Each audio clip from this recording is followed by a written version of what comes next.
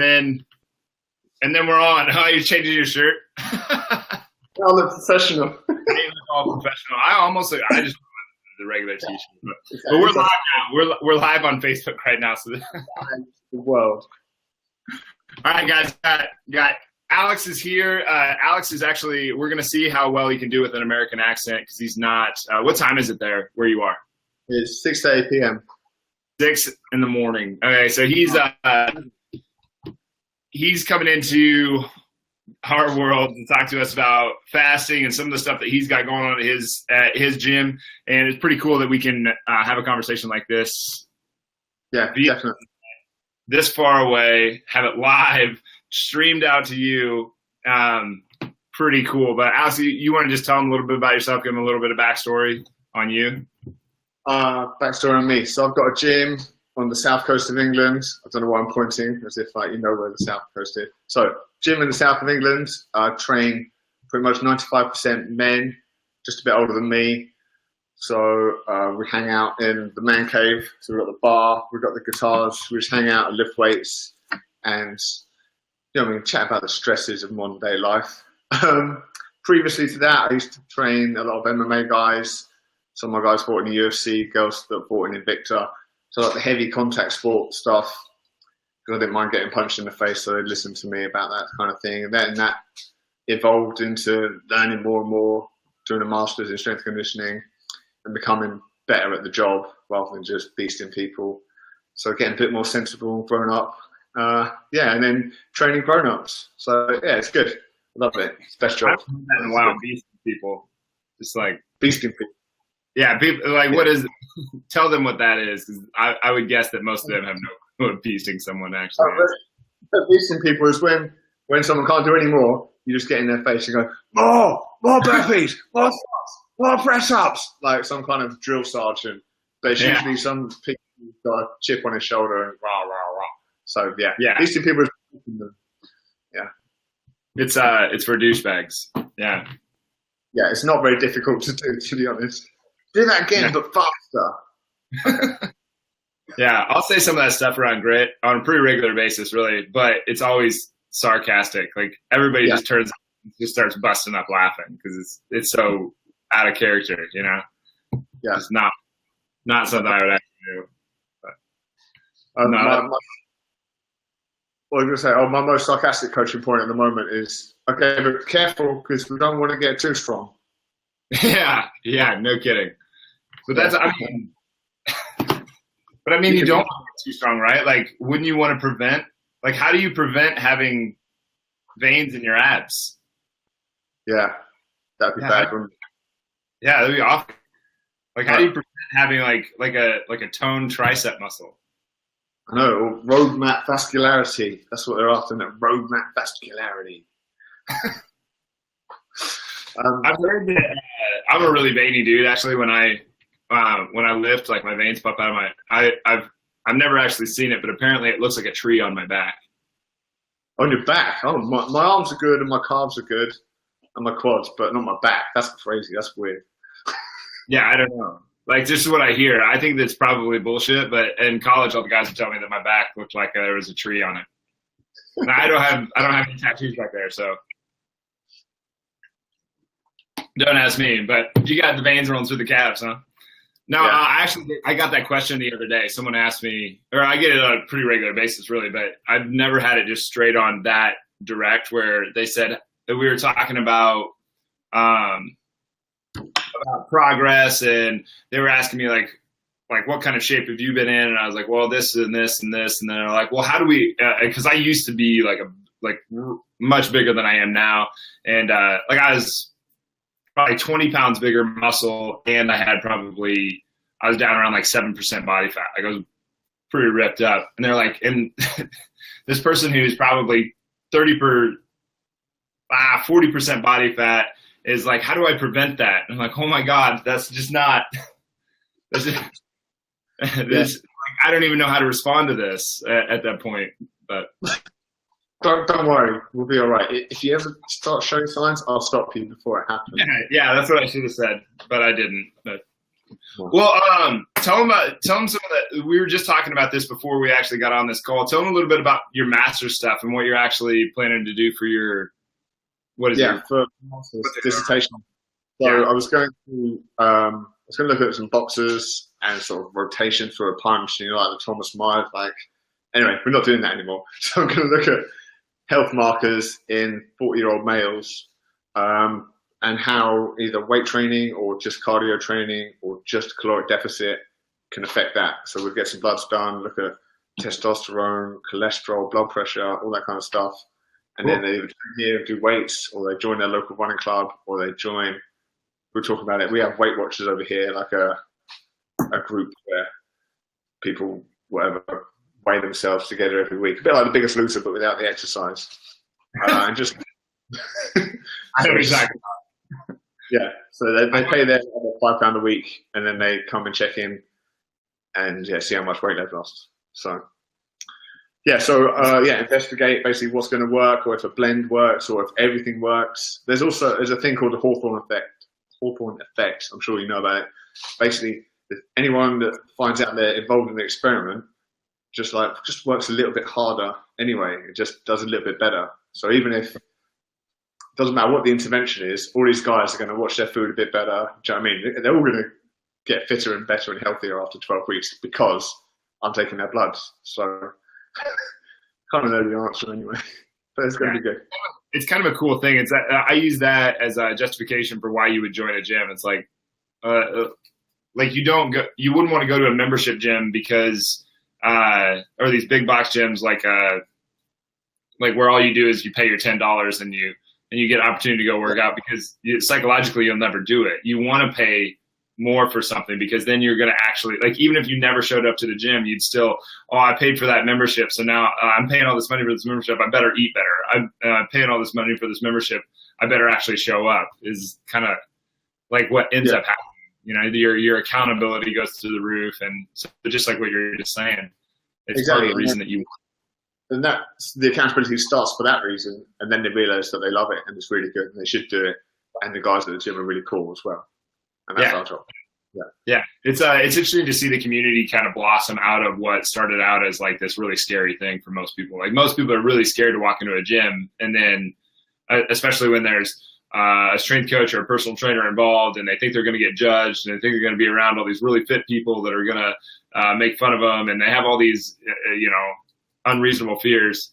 And then they actually show up and they're like, this is awesome. I can do this. I can get results. I am getting results. I am showing up. Everybody's really positive. I love all the people, and they make all these new friends, and then they have these friends for years and years. And it's really a pretty cool thing. I never really thought that this was, there's so many things about owning a gym that I never really thought were going, that I never perceived experiencing. Yeah, exactly. You see it start to happen. It's like, wow, that's really cool. Yeah, exactly. You totally do. But we were going to talk about fasting a little bit. How do you use? I know I'm just totally transitioning without a smooth segue then. Thanks. Yeah, I'm awesome at interviews. Fasting. How do you use it with your people? What do you like about it? What don't you like about it? Go for it. Okay, so you came to me, said you wanted to lose 30 pounds over the next 12 weeks. I was like, okay, well, I'm going to tell you something now, but you're going to freak out, but just listen. So what we're going to do, you're going to skip breakfast. Oh, but I thought, it's fine. So on the first day, you're going to skip breakfast. He's going to know, what you're going to have for lunch, so you've got a packed lunch, or you know where you're going to buy your lunch from. It's all good. And you're going to be a bit hungry, but it'll be fine. And then you're allowed a black coffee. That's cool. Drink lots of water. Have a black coffee. You're fine. Second day, you'll be a bit less hungry. You'll be like, oh, I can do this. Third day, you'll be like, breakfast? What was that? And it's that easy. How do I explain to people? So, we're like quite heavy guys that have got a high basal metabolic rate. So I think my basal metabolic rate is around 2,500. So, and with activity on top, it's like 3,300 calories. So to lose weight, I can eat 2,900 calories. But if I get to do that within 8 hours, that's a lot more fun than dragging it out over 12 hours. So, and like the research on it, there's lots of what's the word like? Hokey, is that a word? Does that make sense? Hokey. I think America will know what hokey is. But yeah, cellular cleansing and all this stuff. It's just it just works. It's like, and we could go down the evolutionary routes. Like, no one knows what the Paleolithic people ate, but it makes sense that they didn't have. I mean, you remember I did that fake infographic about breakfast being the most important meal of the day because Henry VIII invented the refrigerator, and we always had fresh dairy on tap ever since the medieval times. So yeah, like the idea of having fresh food the minute when you wake up, even when like my kid's going to school, he's 4, I'm like, make sure you eat breakfast, and he's not really that hungry, and I feel guilty, like, make sure you eat breakfast. I'm sure he'd be fine. Do you know what I mean? Kids have got, like, the calorie equation on kids doesn't make sense because they just run around like lunatics all day and eat about 1,000 calories, but we're just pumping more in. Even health conscious, do you know what I mean, parents that are strength coaches or athletes, make sure you have your breakfast. And I'm thinking, he doesn't need it, he doesn't want it, but he's going to have breakfast. He can have it if he wants it. He's a growing boy, that's all good. But I'm just saying, it's a tradition. And obviously, another thing I was bang on about, not with the client I was explaining fasting to, but is 21st century life and calories and nutrient quality and temptation. Like going into Starbucks, you can whack up 1,000 calories and eat that in 5 minutes. Yeah. Yeah, and so my grandfather didn't have that. Do you know what I mean? He had sort of bread and a bit of meat and a roast dinner on a Sunday, and yeah, maybe breakfast was the most important meal of the day back then. But yeah, so for me, it's just a way to eat those calories. And if those people that say they skip breakfast and worried about it, but then they'll smash the croissant about 11, that is a problem. But there's no evidence about the whole boosting your metabolism thing. And there's a quote from one of the books, actually. He says, and well, I don't think he says it, but I paraphrase Kaiser Soze from The Usual Suspects. You know, the greatest trick the food industry ever pulled was convincing us that we had to eat more food to lose more weight. Yeah. So it's like, yeah, you need to stoke your metabolism. It's like, no, you just need to eat less calories. Yeah. That's it. So total bogus. Sorry? Like, stoking your metabolism, that whole thing. I mean, I bought into that when I was in high school, you know, and I get why people do it. It makes sense when people say, when a nutritionist or dietitian or personal trainer or whatever explains like, oh, you got to eat every 2 to 4 hours to make sure your metabolism doesn't die. It's like, nah, your metabolism is not going to die until you do, dude. Like, your metabolism is going to die. I mean, did you ever read? We were just talking about you're a bit younger than me, but did you ever read Bill Phillips' Body for Life? I'm not sure. It was like, so it came out about. Like, I'm a book junkie, so at this point, I've probably forgotten more books than I have read. But it was like, I have that book somewhere. Yeah, get it out. It's the original before and after thing. The 12-week. He invented the 12-week transformation, basically. But within his hardback, glossy book, he recommended you have a meal, a Myoplex shake, a meal, a Myoplex shake, a meal, and a Myoplex shake. 6 meals to stoke the metabolic fire. And if it's in a hardback book, it must be true. We all know that. And guess who owned Myoplex? Bill Phillips. That was like, do you remember when that came out? That was like the first protein shake that didn't taste like garbage that was rotted. You know, like that was like the first one that tasted even moderately good. Yeah, and you have to do it in a blender though, so it's like really thick and creamy. But yeah, it's nasty that you couldn't just shake it out of a shaker bottle. Like supplements were not like they are. No. They were so nasty. Got it. But the origination of some of this stuff is complete bogus. Like I like breakfast. Like me personally, I like breakfast food. Yeah. So I eat breakfast food. Like I'm hungry in the morning, I eat breakfast. Like I like it, but I'll wait until 10 a.m. to do it. Yeah. You know. Breakfast food. What's breakfast food in Iowa?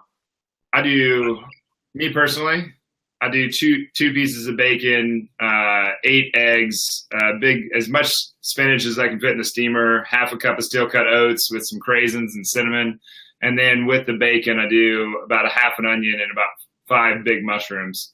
That's breakfast for me. Dude, that's serious, man. That's good. Dude, I told you I like breakfast. Breakfast. It's like my thing.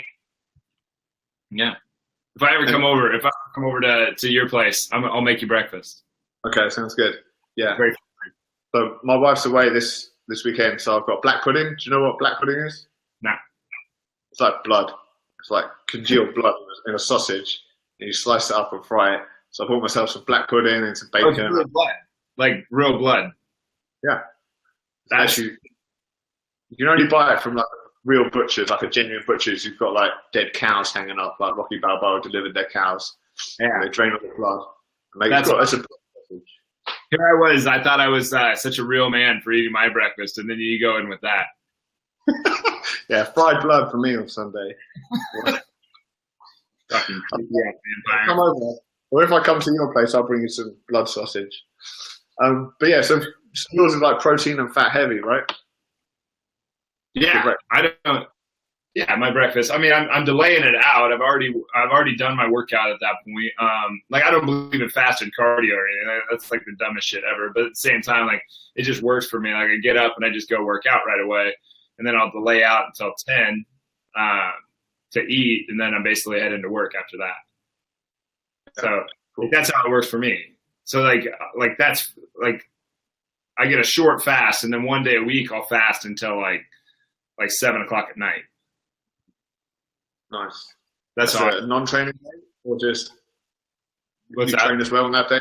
You train on the long day? Yeah, like I won't train very hard. That's like a day where I might do like I might ride a bike for 45 minutes, or I might do my warm up that I'm doing at the time. I'll do that like 3 or 4 times, or like 2 to 4 times. 4 is pretty rare. 3 is pretty normal. And I'll just head home. It's more of an active recovery day for me. Yeah. Nice. I don't train hard on that day. Once in a while, I have before. You just kind of feels like shit. Just regret it afterwards. Yeah. You just sleep really hard. I mean, a little extra. That's about it. But how do you break your fasts? Because that's the thing. Like this is something that some people are like, you can break your fast with whatever you want. Some people are like, you have to have a salad. How do you get people breaking their fast? Personally, it's like boiled eggs. So hard boiled eggs, like a runny yolk, do about 8 minutes in boiling water, and a bit of ham and a few walnuts. If I'm like being good and train like an athlete and eat like an athlete, and that's the way, then I might even have a kale smoothie after that. But yeah, if I'm fasting, then I'm eating well anyway.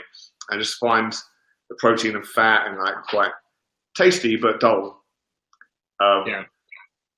It's like I'm not going to get starving afterwards. But if I have like a carb fest and have like get on a bit of a frenzy, like a Coke fiend or something, that's not a good look.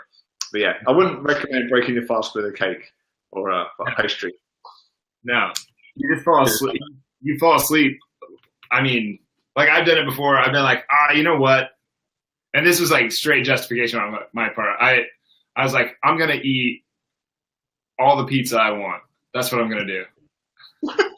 I think I ate 2 whole pizzas, like the grease. Like I went to where you could buy like the greasiest, nastiest pizza in town, and I ate 2 of them. And I mean, I just passed out for like 12 hours. I think I was pretty exhausted at that point too. But yeah, that was a terrible thing to wake up from. I've never been so thirsty in my life. The salt and the dough and stuff. Yeah. I nearly said the wheat, but then that would demonize wheat. And we don't want to demonize wheat. No, or dairy. Have you?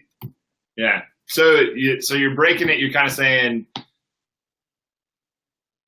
like, you don't want to go on a carb frenzy. You don't want to act like a Coke addict going after carbohydrates, but you do want to get something in your body that can sustain you, something that takes a little while to digest, like an egg or some kind of meat.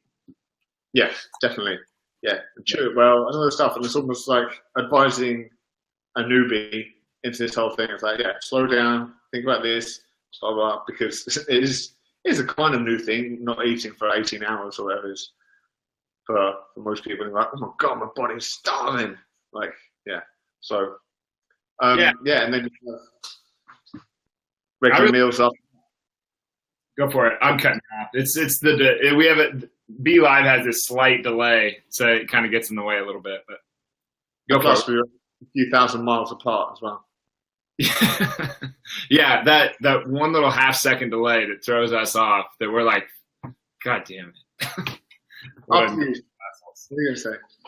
Yeah. But no, one of the ways that I use it, I mean, because like, for instance, males seem to respond better to fasting than females do. Like, it seems research would suggest that females don't respond near as well as males do to fasting. But I still use it with females from time to time as a way to acknowledge unconscious eating. Like, how often are we shoving something in our mouth? So if you just say you don't get to eat till 4 p.m. in your head, and then you're going to start noticing how often do you reach your hand in the candy jar without even acknowledging that you're putting something in your mouth? How often do you reach for something that you don't actually want to eat and you didn't even realize that you ate it? That's one of the ways that I use it. And just to build that, I don't know, the ability to be hungry. Yeah. Yeah, because no hunger, a bit better. Yeah. Something, Joey Persia, he's a trainer in the States. He says, yeah, you skip breakfast and you'll start to learn the difference between hunger, thirst, and boredom. Like, actually, legitimate hunger. And then just like, yeah, I get this thing where I'm in the kitchen, I must be hungry. I'm not hungry at all. I'm just in the kitchen, so I want to put something in my mouth. Yeah. Unnecessarily. It's really fairly natural. I mean, that's you conditioned yourself your whole life to associate the kitchen with food. Yeah. And food, consumption. Why would you go to the kitchen if you're not going to eat something? Yeah. And then these days, the kitchen is like the center of the home. So like the kids don't even go in the living room or whatever. We're just playing, got TV in the kitchen. The kids are playing in the kitchen. They come home from work, go to the kitchen. So yeah, which would mean I'd be eating a lot if I just ate whenever I was in the kitchen. But yeah, so it's discipline. Like you were saying the other day, discipline is important. It is. How are you coming up with these memes? Oh, the memes. Your meme game. The meme game. Well, I don't know. Sometimes it just comes to me, and literally, and like I write it down. You probably have the same. Like if you're going to do a blog post, once you start creating content, you're like, oh, I've got to write that down. I've got to turn that into a thing. Oh, yeah, it's like a flood.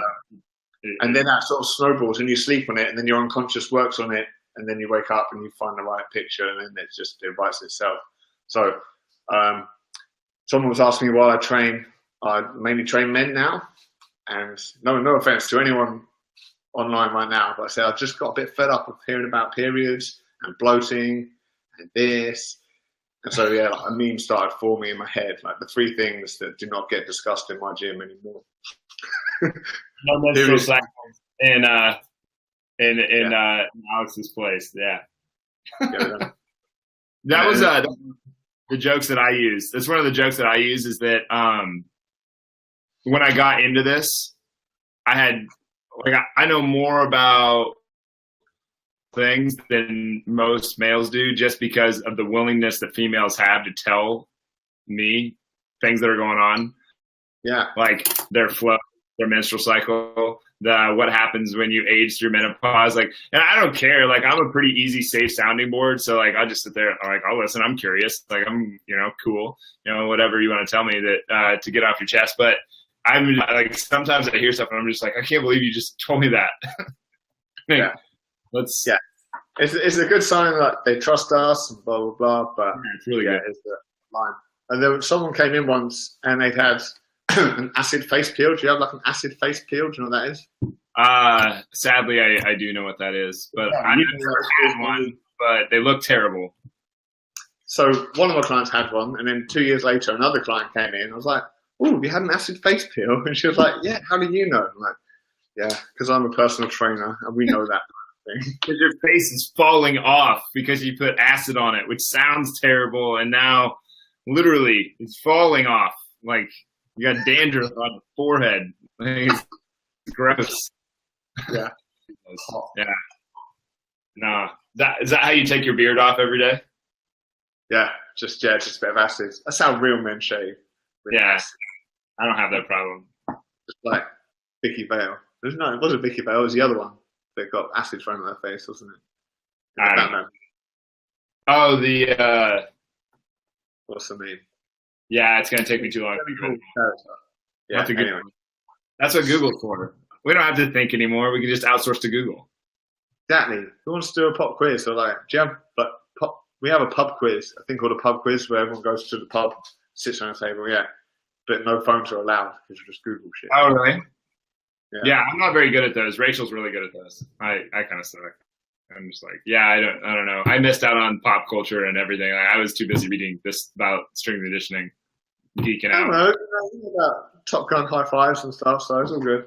I do. Like, yeah, early night, all the stuff that I'm a little too young for. Because I had older siblings that, like, there's certain movies that I should have never been watching that I watched. Like Working Girl, I should have never seen that. Which one?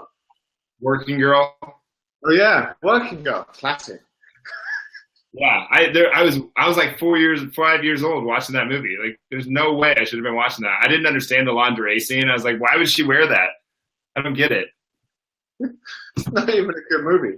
It's like you see some boobs in it at one point, I remember, and then Yeah, it's like Titanic. Everybody thinks it's good, but it actually sucks. 3 hours and see boobs in it once.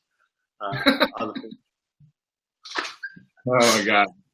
Yeah, a little bit too much of our actual personalities are coming out in this talk. Yeah. You should have let your not been professional. What else we need to talk about? So we talk about fasting, talk about male markers of health. What do we think about? I mean, what clean foods? We touched on that, like wheat and dairy and all that jazz. What do you think? I don't get too romantic about it. Like, I wouldn't say. I give really unclear answers around this, and I wish that I had a more just like one sentence approach to it. But if you're good 80% of the time, I think you're good.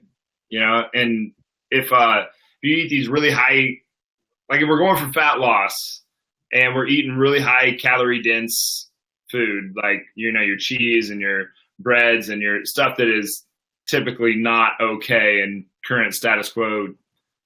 Yeah, what's the other word? Hyper palatable. Super palatable. Like, it's gonna, like, if you eat those foods, it's gonna be harder to keep your weight down. Like, it's just so easy to overconsume on them. So to me, it's like, you already know how to eat, just make better choices. I don't really get into that, like the toxin thing. Like get out of here. Like where like you're like, meats have toxins in them, dairy has toxin in them. Like, shut up, just get out of it, get out. No one can name a toxin. I said, go on, name a toxin, like caffeine, sugar. They're both pretty cool. I'm not giving those toxins up. Yeah, but yeah, I'm okay with sugar. I'm definitely okay with caffeine. Like, don't be taking my coffee away from me.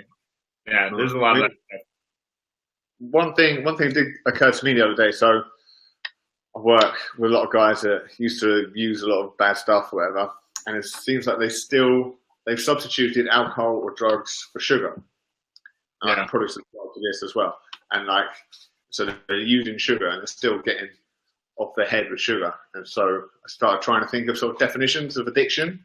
And so stuff like, if you do something which should be a social thing in private, so say it's cocaine for you, and like cocaine, well, it's a bad drug, but it's more of a party drug. But if you're locked in your room doing cocaine by yourself, that's probably a bad thing. If you're getting a 12-pack of Krispy Kreme donuts that should be shared with the office, and you're locking yourself in your room with the Krispy Kreme donuts, that's a bad thing. If you're drinking a bottle of vodka by yourself, that's a bad thing. Or if you're doing it in secret. So this is fun. So like doing it or doing it in secret. So like, I'm just gonna knit this in before anyone knows. Like, I'm totally normal. I'm still normal. But like, so if you sub that out for sugar, I'd say there's still a problem, or food. I'd just say, it's a little way of maybe telling yourself you need to have a talk with yourself about something or another. I don't know. Yeah. Right. When it comes to the addiction thing, I think I have a little bit of a different view on addiction than most people have, because like, I probably did develop an addiction at one point in my life, and I grew up in a scenario where an extremely addictive, what would be classified as an addictive drug was I was forced to take it every day before school, like Adderall, Dexedrine, Ritalin, those kind of drugs. So I mean, we're pushing these into these kids, and not to say that every kid, like the kids can't benefit from these, because there are times where drugs can be appropriate. Like for instance, like if you're going to take antidepressants because you feel like pulling your car into oncoming traffic, like you're a public health concern at that point. You should be on some kind of medication. But we're pushing drugs into these kids, and these 5-year-old, 6, 7, 8-year-old kids are not developing addictions to these mediums. Yet they're classified as like millions of kids across and none of them are getting addicted to it. So why are we classifying these as addictive drugs?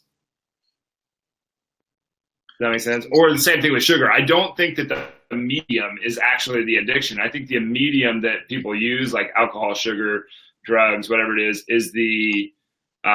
just the scapegoat. It's just I'm going to reach for this because something else triggered something in my brain. So I got scared, so I reached for alcohol, or I got a little uncomfortable, so I reached for a donut, or I got a little uncomfortable, so I reached for drugs. I don't think that the medium that people reach for is the actual addiction. I think that something else is triggering that to happen. Yeah. I've worked with people, and it's about the trauma. So to cut it short, like you're not happy being in your own skin, and so if they take you away from this reality, whether it's just being off your head on sugar or off your head on drugs, like that's it. And anything to make you feel better for 15 minutes. You know, like if you fucking hate who you are, which a lot of people, I guarantee you, there's a lot of people out there that just hate who they are. Like I spent, like, not to get like too deep in on this, but I spent a lot of years of my life just absolutely with hatred for who I was and reaching for different mediums to try to get out of that. You know, like exercise, food, alcohol, you know, whatever it was. And I think a lot of people do that. And I just took like something that was kind of a joking conversation to like a really serious thing. So sorry for that, man. But I think a lot of people do that. And I don't think that's like a regional thing. I think that that's just humanity. I think we all have fears that we're trying to manage, and sometimes they end up managing us, and we reach for this shit to try to cover it up, but it only lasts like 15 minutes, and then we're got to reach for it again, and eventually we don't need the uncomfortable or the hatred or the fear or whatever it is. We just reach. Yeah. Someone told me about, like, not a study, but some stuff about the soldiers in Vietnam who were like using heroin to sort of just get off the nut. They couldn't handle what they were seeing out there, and then they came back, and they weren't junkies because they weren't surrounded by that trauma anymore.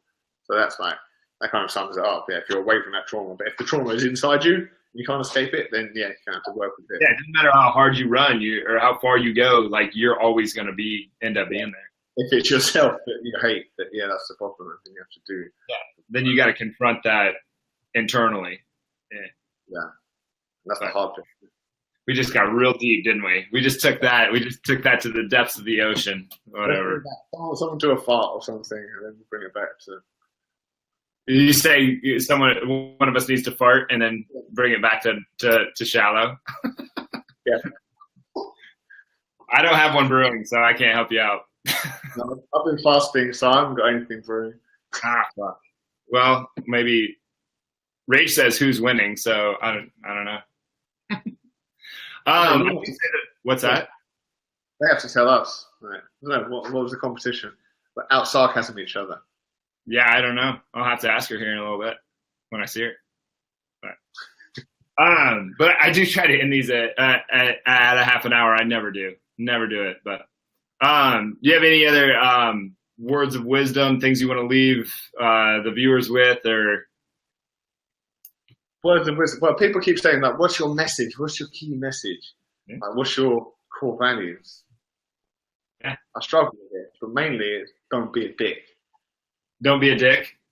Yeah. And everything else will fall into place.